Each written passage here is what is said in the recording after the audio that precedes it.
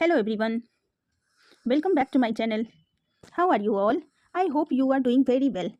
So बच्चों, आज की वीडियो में हम chapter 8 the decision of panchayat के क्वेश्चन आंसर को डिस्कस करेंगे। ठीक है, इसके पहले की वीडियो में हमने इस चैप्टर को रीड किया था, वो आप प्लेलिस्ट में जाकर चेकआउट कर सकते हैं। आज की वीडियो में हम इसके क्वेश्चन आंसर को डिस्कस करेंगे।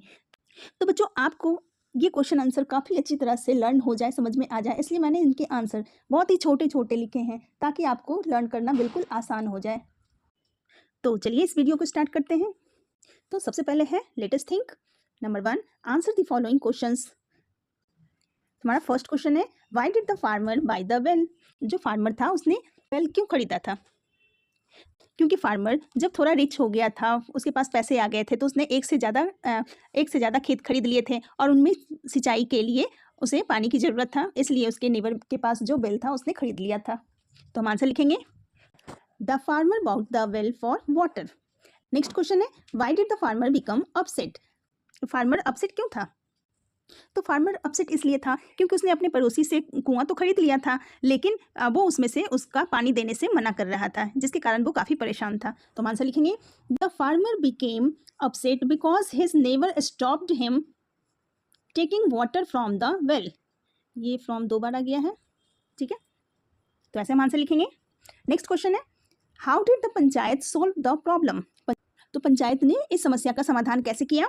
तो पंचायत के जो भी मेंबर थे उन्होंने क्या कहा था? उन्होंने कहा था कि आप ठीक है, आपने कुआं को बेचा है, तो ये कुआं आपके पड़ोसी का हो चुका है, आप दूसरे के कुएं में आप अपना पानी नहीं रख सकते हैं, इसलिए आप अपना पानी वापस निकाल लीजिए उसमें से।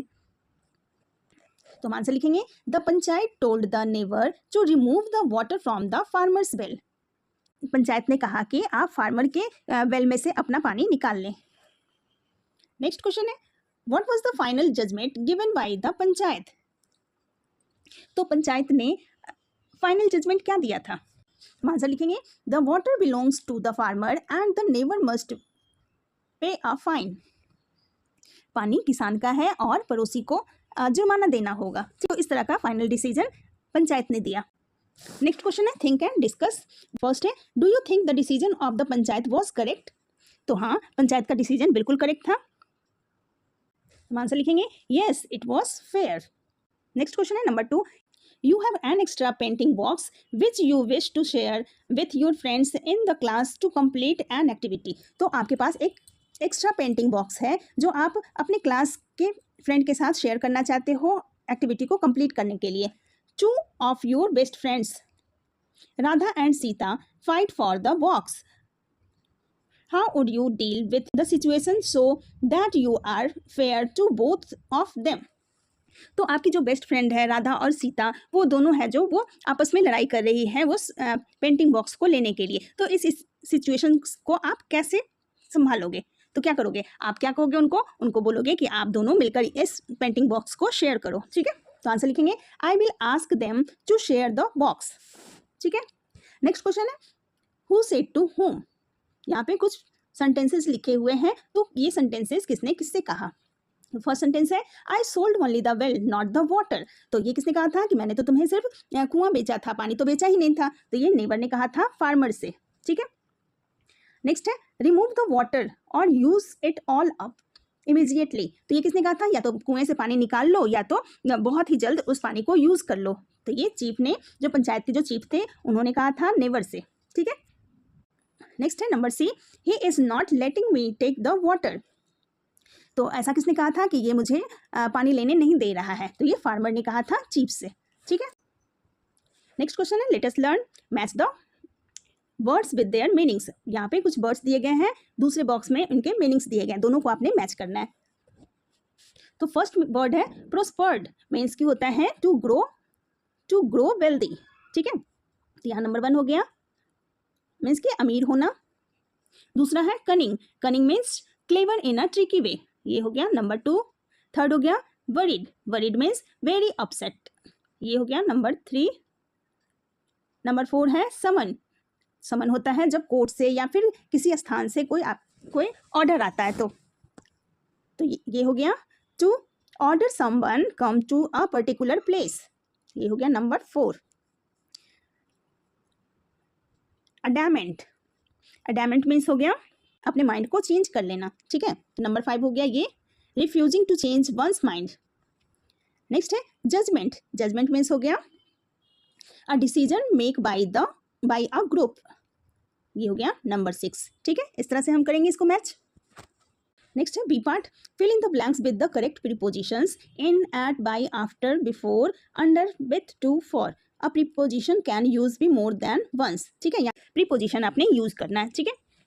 फर्स्ट है the farmer went dash the village chief to explain his problem. तो यहाँ हो जाएगा द फार्मर वेंट टू, ठीक है। नेक्स्ट है the neighbour was standing dash the well blocking the way.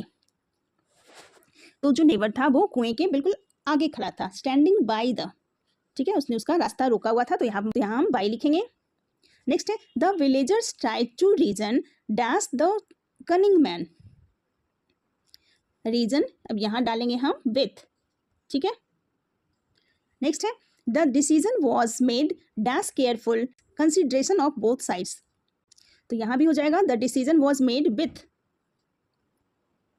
ठीक है। नेक्स्ट है there lived a farmer dash the small village. तो यहाँ आ जाएगा इन द स्मॉल विलेज, ठीक है, यहाँ लिख देंगे।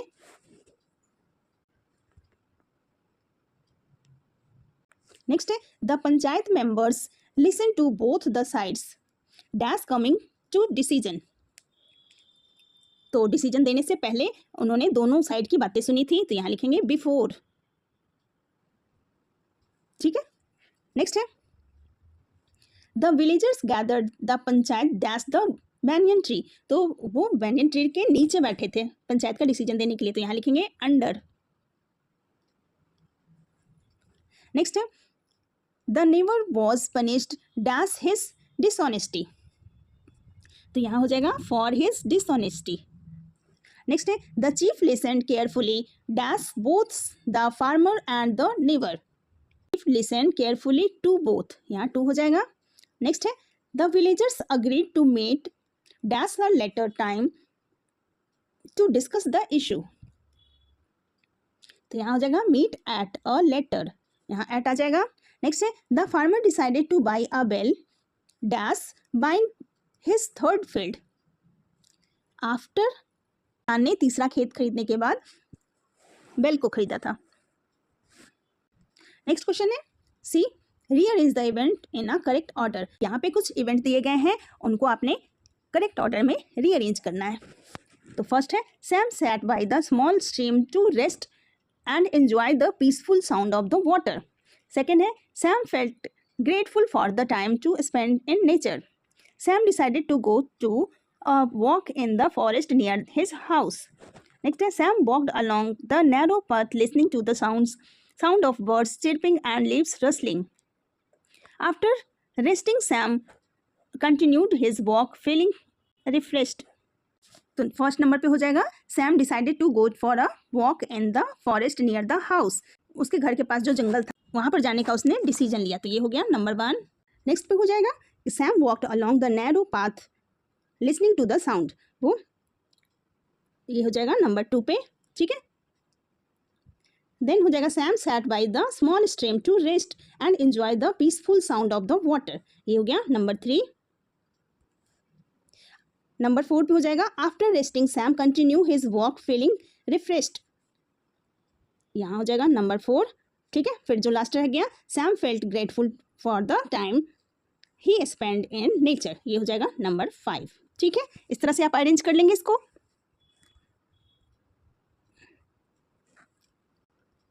नेक्स्ट है लेट अस स्पीक। तो यहाँ पे एक पिक्चर गिवन है,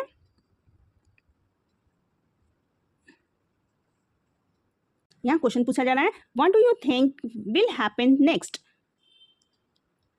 seat in small groups and discuss. One student from each group will narrate the ending of the whole class. तो इस तरह के क्वेश्चंस एग्जाम्स में नहीं पूछे जाते हैं, तो इनको हम स्किप कर लेते हैं।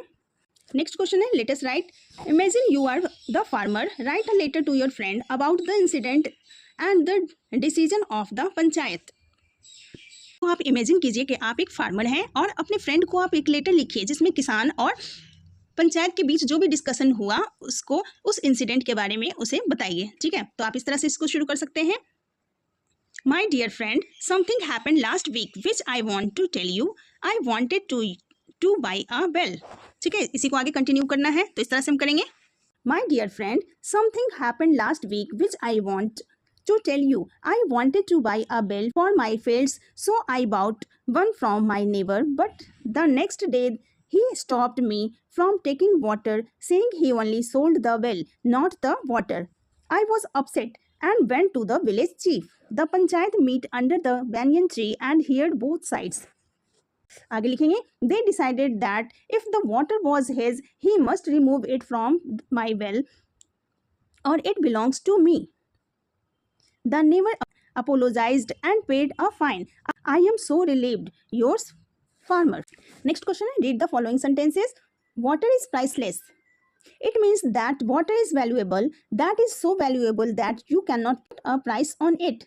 The less at the end of the word is a suffix. तो इसमें जो less दिया गया है वो है suffix. ठीक है, आगे है complete the following by adding the suffix less to given words. ठीक है, अब यहाँ पे suffix less को ऐड करते हुए आपने न्यू वर्ड बनाना है. ठीक है, तो use प्लस less है तो ये हो जाएगा useless, care plus less careless, hope plus less hopeless, fear plus less fearless, colour plus less colourless. ठीक है, और इसके जो न्यू वर्ड बनते हैं उनके सेंटेंसेस आपने लिखने हैं.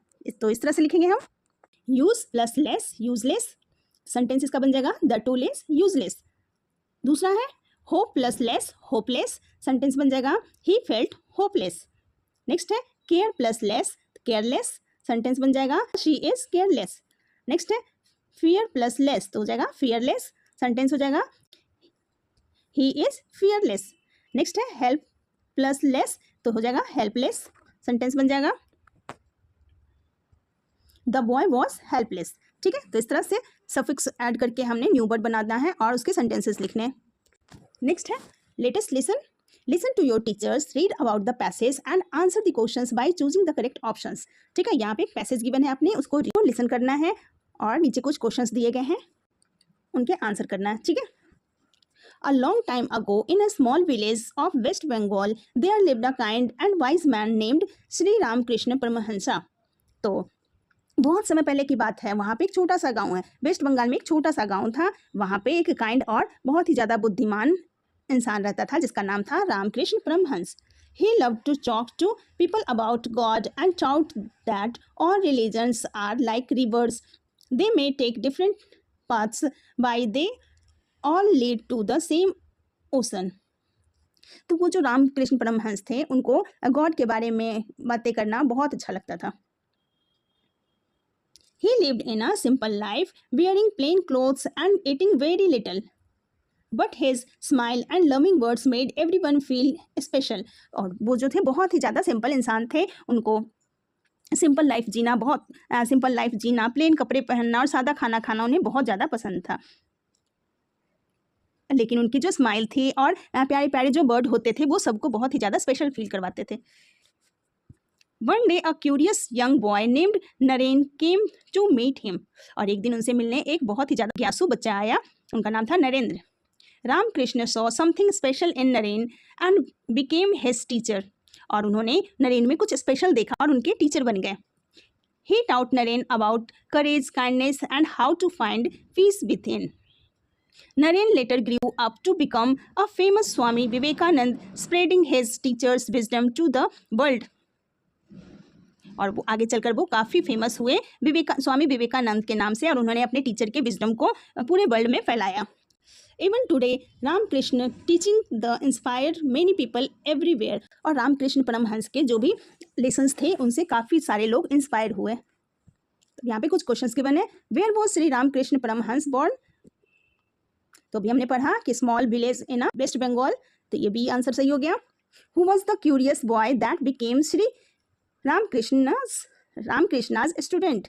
उनका नाम था नरेन. बी ऑप्शन स्वामी विवेकानंद या नरेन. थर्ड क्वेश्चन है what kind of life did Shri Ramakrishna live?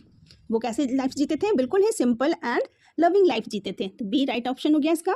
Next है what did Shri Ramakrishna compare religious to?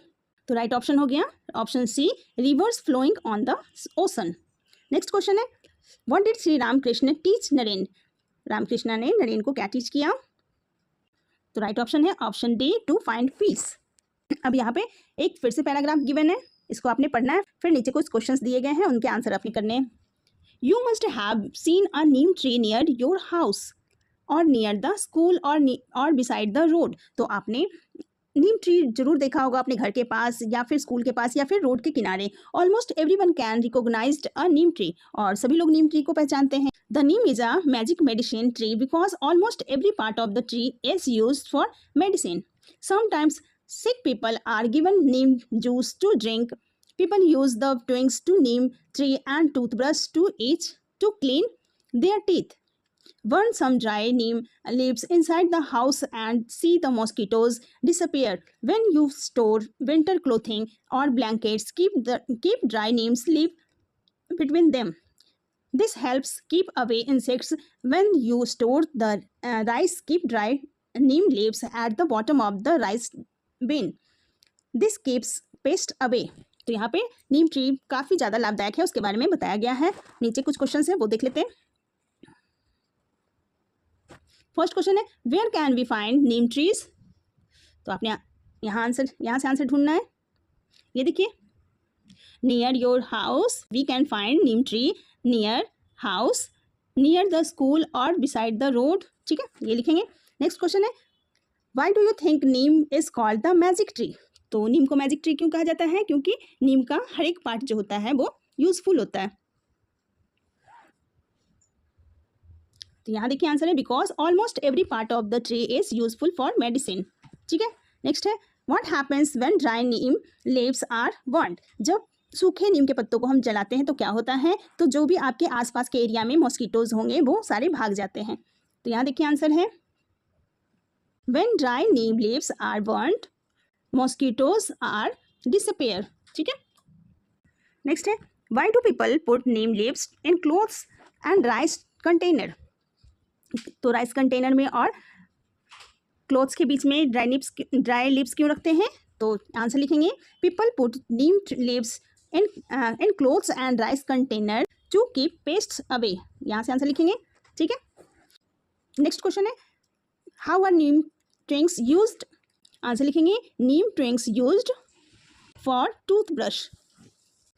Next question है find the meaning of the word disappear. तो डिसअपियर का मीनिंग होता है वैनिश। ठीक है, नेक्स्ट है find the word in the passage which means a short stick. तो ट्विग मीन्स होता है शॉर्ट स्टिक। ठीक है, नेक्स्ट क्वेश्चन है point out 11 differences and 2 pictures given below and the work pair of the write down in the 11 differences in your notebook। ठीक है, अब यहाँ पे 2 पिक्चर गिवन है, दोनों में से आपने डिफरेंसेस ढूंढने हैं। तो ये देखिए एक डिफरेंस ये हो गया, यहाँ पे सनरेज है, यहाँ पे सनरेज नहीं है। ठीक है, दूसरा डिफरेंस हो गया ये देखिए इसकी साड़ी का बॉर्डर देखिए अलग है। ठीक है, थर्ड डिफरेंस हो गया स्लीपर्स, यहाँ देखिए ब्लू कलर का है और यहाँ येलो है। ठीक है, नेक्स्ट डिफरेंस हो गया तुलसी का जो ये पेड़ है यहाँ पे ज़्यादा घना है, यहाँ पे कम है। नेक्स्ट है ये फैन देखिए, यहाँ येलो कलर है, यहाँ ब्लू कलर है। नेक्स्ट है हेयर स्टाइल देखिए, यहाँ अलग है, यहाँ अलग है। ठीक है, 1 2 3 4 5 6 और क्या रह गया है? यहाँ देखिए स्टेयर्स, यहाँ पे 3 स्टेयर्स है, यहाँ पे 2 ही है। ठीक है, ये हो गया एक। यहाँ देखिए साड़ी का पल्लू भी अलग है, ये हो गया। ठीक है, इस तरह से आपने 11 डिफरेंसेस ढूंढ लेना है। ठीक है बच्चों, तो आई होप आपको ये पूरा चैप्टर अच्छी तरह से क्लियर हो गया होगा।